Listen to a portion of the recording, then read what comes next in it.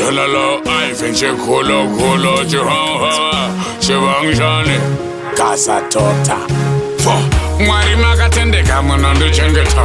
Mwari munoita kuti ene ndisanetseka. Mwari munoita kuti ene ndisashupika. Ndosaka ndichikudai Mwari makatendeka. Mwari uyu ndiye andiwa munhu wese.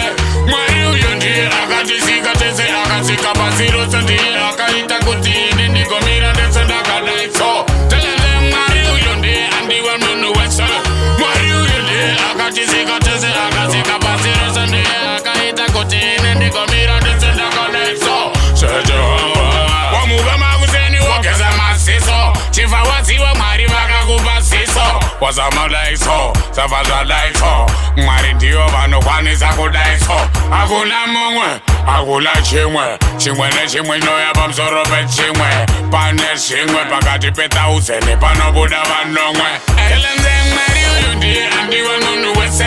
Mwari uyu ndiye akatisika tese akasika pasi rose ndiye akaita kuti ine ndigomira ndese ndakadai so. Telele Mwari uyu ndiye andiwa munhu wese. Mwari uyu ndiye akatisika tese akasika pasi rose ndiye akaita kuti ine ndigomira ndese ndakadai so. Mwari vekudenga ine lakurumbisa. Mwari munoita kuti zvinhu zvigonakisa.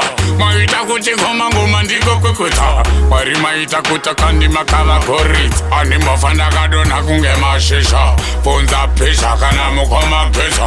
Mwari manditarira, Mwari mandidaira. Zvinhu zvangu tarisa andiwa munhu wese.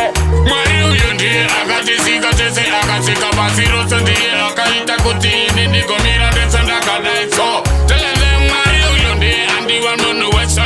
Mwari uyu ndiye akatisika tese akasika pasi rose ndiye akaita kuti ine ndigomira ndese ndakadai so. Wamuva makuseni wogeza masiso. Chifa waziwa Mwari vakakupa siso. Wazamodai so, savazadai so. Mwari ndiyo vanokwanisa kudai so.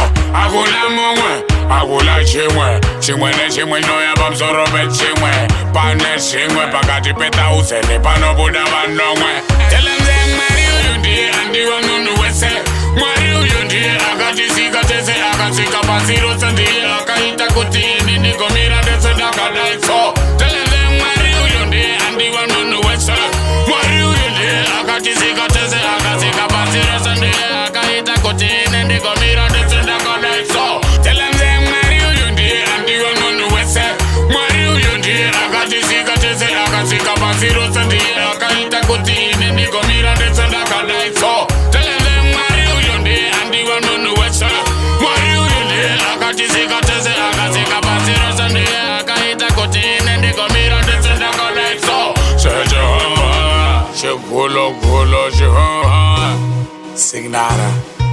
Taskot. Therapy.